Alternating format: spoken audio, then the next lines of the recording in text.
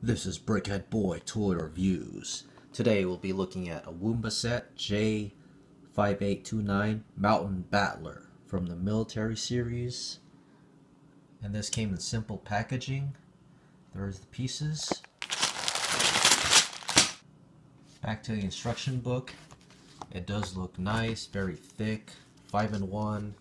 Here's the other models which you can build. On the inside shows the pieces you need, and everything's laid out nice and properly.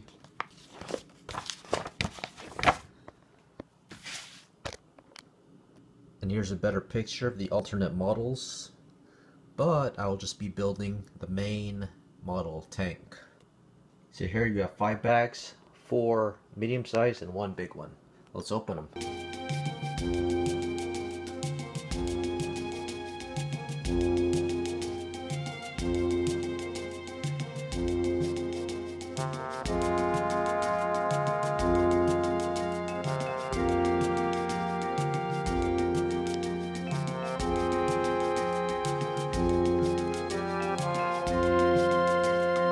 Fail!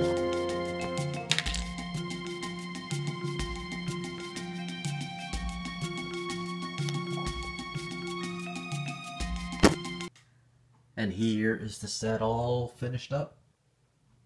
Starting to the right, we have extra pieces since this is the 5-in-1 build.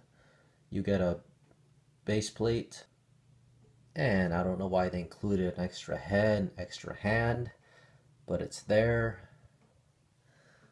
Back to the figures, we have 3 of them, and the torsos are actually different from the picture. Slight difference, and on here it only shows 2, but you got 3. On top of that you have 5 sandbags, 2 weapons, and a walkie-talkie. So let's start with the minifigs. And here they are. This is the first I've seen for these minifigs from Woma, so earlier ones are different. These have the same hollow heads. However, I don't recall them ever twisting at the torso.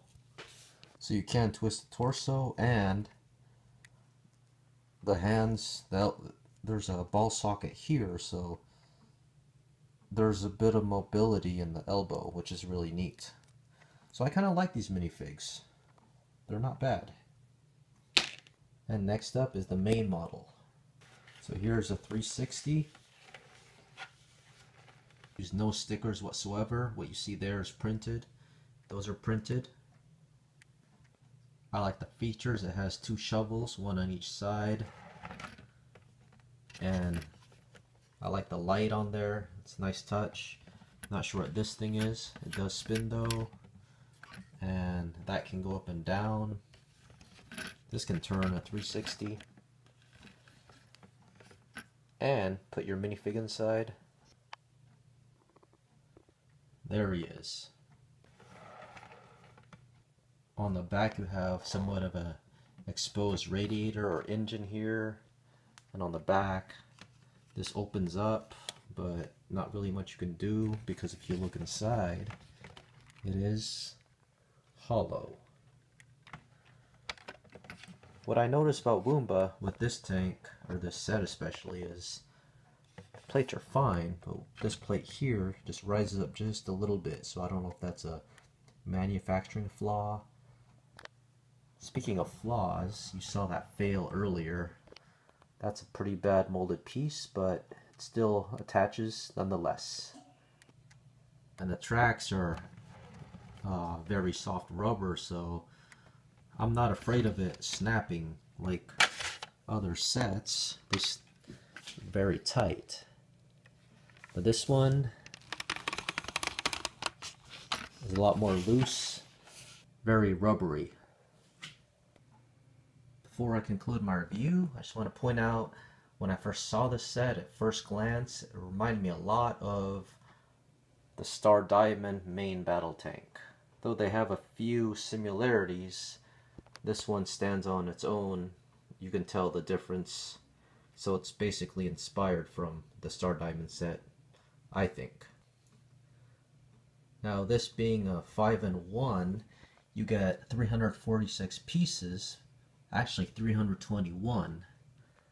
But as you're building this, there's lots of multiple pieces, which bring the model down a bit because of stability issues. Like for instance here, we're using a lot of 1x1 inverted slopes. That's just an example. The model itself was a pretty fun build, stable, no problems with clutching.